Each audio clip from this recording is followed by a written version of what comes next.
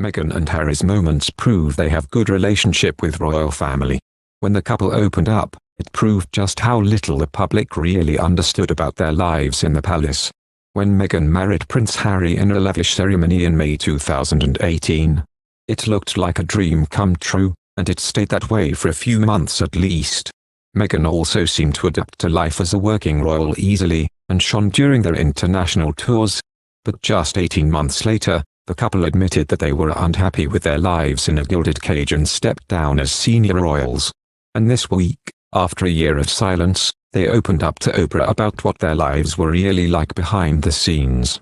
From family discontent to racist comments to mental health struggles, some of the most iconic moments of their marriage turn out to have dark backstories. In telling her side of the story, Meghan chose to emphasize just how different royal fact is from childhood fiction. As Americans especially, what you do know about the royals is what you read in fairy tales, she said. It's easy to have an image that is so far from reality. That's what was so tricky over those past few years, is when the perception and the reality are two different things, and you're being judged on the perception but you're living the reality of it. There's a complete misalignment and there's no way to explain that to people. Harry and Meghan announced their engagement. Queen Elizabeth invited the soon-to-be Duchess to spend Christmas with the family at Sandringham. Meghan was all smiles during the procession to St. Mary Magdalene Church. But behind the scenes, she was beginning to understand just how much she had to learn to be a part of the family. I don't want to embarrass them, she said of her thinking at the time. I need to learn these 30 hymns for church. All of this is televised.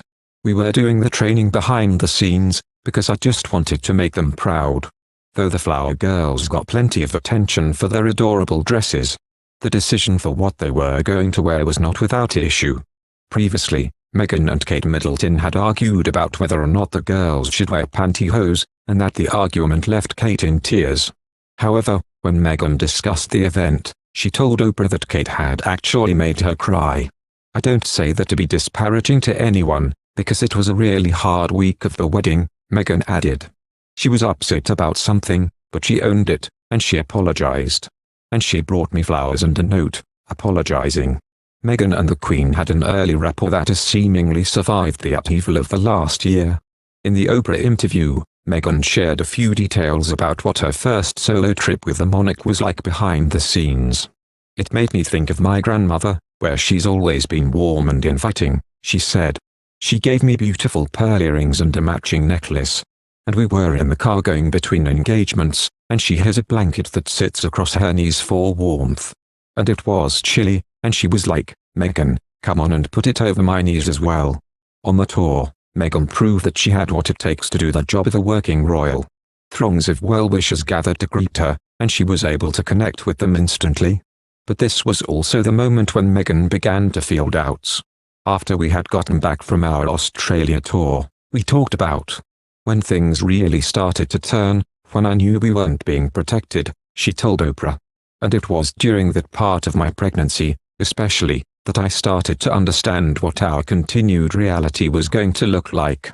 After spending the holidays in Canada, Meghan and Harry returned to the UK for an engagement at Canada House, the country's embassy, to thank them for their hospitality.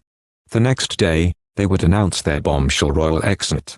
Though it seemed sudden, Harry told Oprah that they had already told the Queen and Prince Charles about their plans to announce a future change in status. When we were in Canada, I had 3 conversations with my grandmother and 2 conversations with my father. Before he stopped taking my calls and he said, "Can you put this all in writing what your plan is?" Harry said. By that point, I took matters into my own hands. It was like, I need to do this for my family. This is not a surprise to anybody. Meghan praised the work of women campaigning for safer gun laws, and sent them some delicious and appreciated treats to keep them fueled.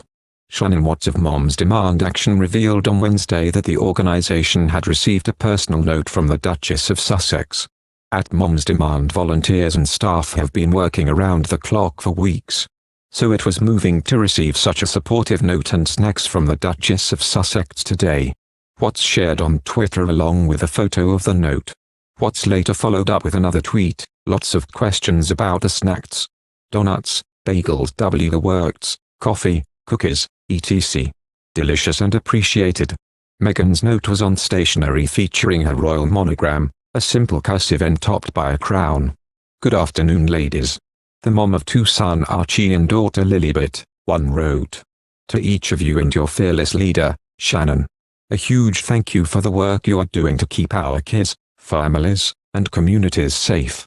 She continued, please know that while you may feel exhausted by your endless hours of dedication to this cause, I hope you feel energized in knowing that the work you're doing is vital and so deeply appreciated.